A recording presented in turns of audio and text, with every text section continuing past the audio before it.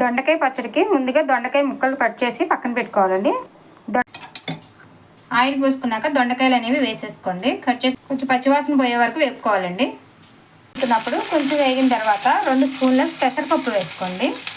ఇదిగోండి, ఈ విధంగా దొండకాయలు కొద్దిగా వేగినాయి కదా. ఇప్పుడు పెసరపప్పు కూడా వేగిపోయింది కదండి. ఇప్పుడు దించుకునే ముందు కొంచెం కొత్తిమీర వేసుకుని ఒకసారి విధంగా కలుపుకొని మనం వేపుకున్న ఈ దొండకాయని ఒక ప్లేట్లోకి అయితే తీసేసుకోండి. అదే ప్యాన్లో మళ్ళీ పచ్చిమిర్చి వేసి వేపుకోండి. దీంట్లో కొంచెం జీలకర్ర కూడా వేసుకోండి. ఒక మిక్సీ గిన్నె తీసుకుని ఆ మిక్సీ గిన్నెలో పెట్టుకున్న పచ్చిమిర్చి అండి, ఉప్పు, చింతపండు, టేస్ట్కి తగ్గ చింతపండు వేసుకుని 4 వెల్లుల్లి రేకులు కూడా వేసుకోండి. ఇప్పుడు వీటిని ముందుగా మిక్సీ పట్టుకోవాలండి. మిక్సీ పట్టుకున్న తర్వాత ఇప్పుడు పెట్టుకున్న దొండకాయ ముక్కలు కూడా వేసేసుకోండి. ఒకసారి మిక్సీ పట్టుకోండి. ఇప్పుడు తాలింపు అనేది వేసుకుందామండి. కొంచెమే శనగపప్పు అండి, మినపప్పు వేయటం లేదు, ఆల్రెడీ పెసరపప్పు వేసాం కదా. జీలకర్ర, ఆవాలండి.